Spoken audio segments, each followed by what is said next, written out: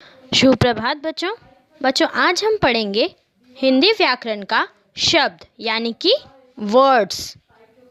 तो बच्चों हम सुबह से लेकर शाम तक कई प्रकार के शब्दों का प्रयोग करते हैं, जैसे कि राम, खाना, बगीचा, खेलना, सुंदर आदि।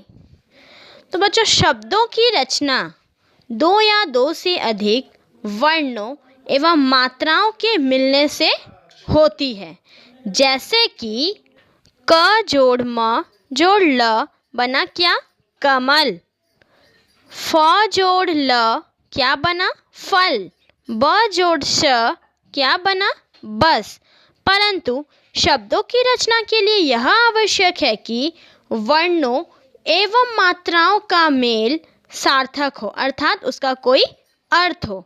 यदि वर्ण एवं मात्राओं के मेल से बने शब्द का कोई अर्थ नहीं निकलता तो वह निरर्थक कहलाता है, अर्थात वह शब्द नहीं कहलाता। तो देखिए बच्चों, यहाँ कुछ एक उदाहरण दिया गया है, जैसे कि क जोड़ ल जोड़ श बना कलश। यह एक शब्द है और इसका एक निश्चित अर्थ होता है। ठीक उसी प्रकार ल जोड़ क जोड़ स, तो क्या बना? वह बना लकस। ये शब्द नहीं है, इसका कोई अर्थ नहीं होता। दूसरा एग्जाम्पल है ती जोड़ त जोड़ ली बना यह क्या?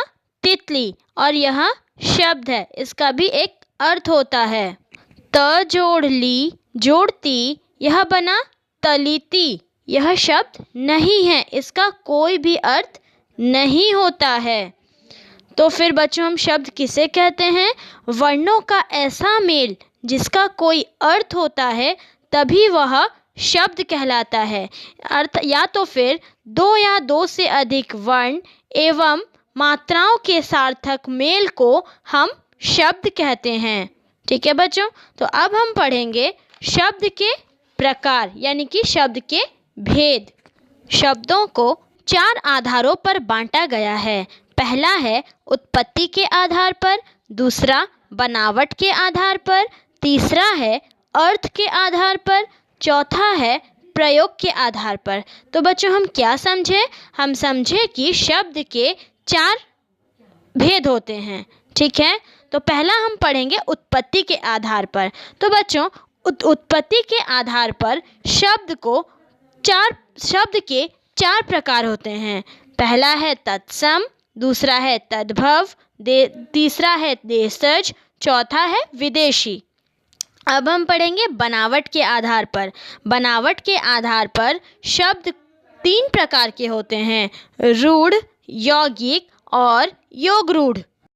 अब हम पढ़ेंगे प्रयोग के आधार पर। प्रयोग के आधार पर शब्द दो प्रकार के होते हैं, विकारी और अविकारी।